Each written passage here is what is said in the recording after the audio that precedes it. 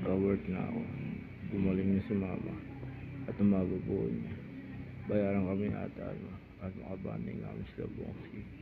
Tumamat manalo ako sa 655 Lotto bukas. At matapos nung itaas namin, maging okay ang Pasko at New Year namin. Makasampaw ulit ng barko sa Batpa next year. Sana matupad amin. Sa Toolbox Production with Babayaga Pictures. Ajay Parma Toy Play Presentation present Last Star Season 8 The Phantom of Menace. Created by Jan Palma. #NowPlay. Magandang araw, Doña Isabel at Esperanza. Kami ang mga alien mula sa third dimension. Nais namin kayong dukutin upang gawing alay sa aming Panginoon. Saan nyo kami dadalhin? Sa aming kaharian. 2 weeks nang nakakalipas, patuloy ko pa rin hinahanap mga ina. Hindi ko naman alam kung saan sila hanapin at kung saan sila makikita. Buti na lamang kagad kong nalaman nangyari kila Doña Isabel at Esperanza. Kaya magpapasya akong hanapin din siya. Bilang si Solo. Mukhang need ko yata pasukan din ang pintuan patungo sa third dimension o ang lagusan nito. Magsipaganda na kayo mag-ina dahil malapit na namin kayong ialay sa aming templong walang hanggan. Tigilan nyo yan. At sino ka? At bigla kang dumating. Ako si Zoro at narito ako para iligtas ang mag-inang yan mula sa inyo. Baka nagkakamali ka, bata. Sobrang advance ang aming kagamitan. Kung pilit mo kami labanan, makatalo ka. Di susubukan ko para kayong labanan kahit sobrang advance ang inyong mga gamit, mga aliens. Ngayon, habang nilalabanan ko mga alien, need ko munang tumungo sa kulungan ng mag-ina upang pakawalan sila at sabay-sabay kaming tumaas dito sa may third dimension.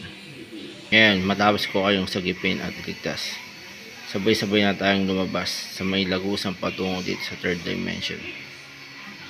Okay, Senyor Zoro. Ngayon, matapos natin makalabas sa may lagusan patungong third dimension, kailangan ko naman isara to sa pamagitan ng aking dagger para wala nang makapasok na sino man at makaalam kung saan ang lagusan patungong third dimension. Diyan na muna kayo para magawa ko to. Sige, Senyor Zoro. Kapitan, mukhang sakto lang ang pagkarating nyo at kasamang buong Ostabalaria. Kakatapos ko lang iligtas ang mag-inang Doña Isabel at Señorita Esperanza. Maraming salamat, Zoro. Walang anuman yun, Kapitan. Kaya nagsama rin ng mga Ostabalaria para kung sakaling mahanap sila Isabel at Doña Esperanza ay walang mga problema. May ibahatid namin sila kaagad sa kanyang tahanan. Alam ko na, Horacio. Ano yun, Chiquita? Habang nasa loob tayo ng kulungan, bakit di tayo gumawa ng sulat sa presidente? At ilagay natin ang ilang mga politician at personalidad na tumatanggap ng lagay at proteksyon mula sa mafia. Tama ka dyan. Tara, yun ang gawin natin. Sige. Isama rin natin ang mga kartel at ginagawa ito ng mga politician at personalidad para sa sarili ng interest at para maprotektahan din ang kanyang sarili laban sa anumang sakuna. Kaya din nagagawang tumanggap na lagay mula sa mga mafia at cartel. Good morning, Mr. President. Mr. Secretary. Nakatanggap ang Office of the President ng maraming sulat galing sa mga personalidad at politiko na sangkot sa mga ghost project. Nagdabas sila ng kanilang mga pahayag na wala daw silang kinalaman sa mga paratang na mag-asawang Doña Chiquita at Don Horacio. Ang gagawin natin sa kanya, Mr. President?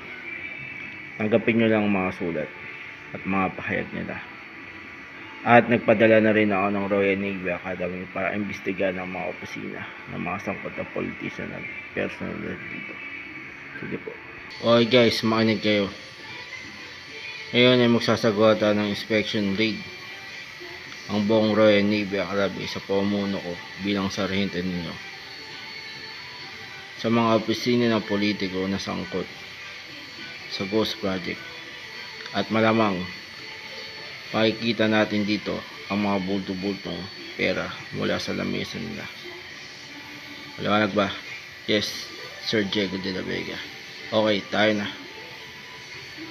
At bilang tagapagsalita ng Pangulo ng buong Estados Unidos, ngayon ay magpapahayag kami at titigil muna namin ang pagpapautang at pagbibigay ng suporta sa bayan ng Santa Ana dahil sa malawakan na korupsyon na nangyayari doon.